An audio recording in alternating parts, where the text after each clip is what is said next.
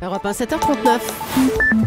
Europe 1 matin, Bruce Toussaint. Et voici l'édito politique d'Europe 1 matin. Caroline Roux, bonjour. Bonjour Bruce, bonjour Julie, bonjour à tous. Les sondages cette semaine annoncent une baisse de François Hollande, de Jean-Marc Ayrault, mais aussi de François Fillon et de Jean-François Copé dans ce baromètre Ipsos. C'est toute la politique au fond qui est en crise. C'est en tout cas les 4 principaux acteurs de la vie politique qui sont sanctionnés par les Français. Le duo de l'exécutif et les duellistes de l'UMP. 4 figures censées porter la majorité et l'opposition dans un jeu démocratique équilibré se retrouvent déjà confrontés à un rejet de l'opinion. 7 mois après la victoire, le président et le Premier ministre réunissent contre eux 2 tiers de mécontents. 7 mois après la défaite de Nicolas Sarkozy, les 2 présidentiables autoproclamés dégringolent à un rythme vertigineux.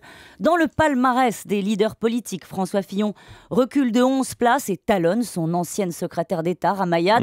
Jean-François Copé finit bon dernier à la 37e place derrière Hervé Morin. 7 mois après une alternance attendue, redoutée, les espoirs du peuple de gauche sont déçus et les rêves de reconquête de la droite sont mal en point. Alors ils chutent tous, pas pour les mêmes raisons. Non, naturellement, l'exécutif se prend de front la déception de son électorat qui attendait plus de largesse, l'exaspération de la droite qui dénonce une pression fiscale injuste et l'incompréhension de tous les autres qui voudraient être bien sûrs que le gouvernement sait où il va. C'est la politique qui est sanctionnée. À droite, François Fillon et Jean-François Copé, après 4 semaines de crise pour prendre le contrôle de l'appareil, sans aborder vraiment la question de la ligne du parti, sont décrédibilisés. Ce sont les hommes qui sont sanctionnés. Oui, mais alors il y a quand même ces législatives partielles ce week-end, avec la droite qui s'en sort plutôt bien. Oui, et les Français ce week-end n'ont pas confondu les affres de la politique à grand spectacle, celle des hommes, et la politique qui pèse sur leur quotidien, celle des choix. Et ceux qui sont revenus de tout, des hommes et des idées, ne sont pas allés voter. Voilà pourquoi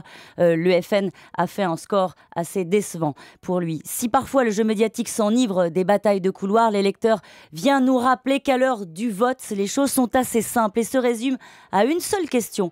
Ont-ils réussi à améliorer mon quotidien ce week-end pour la gauche au pouvoir? La réponse, en forme de première alerte, était non. Merci Caroline Roux.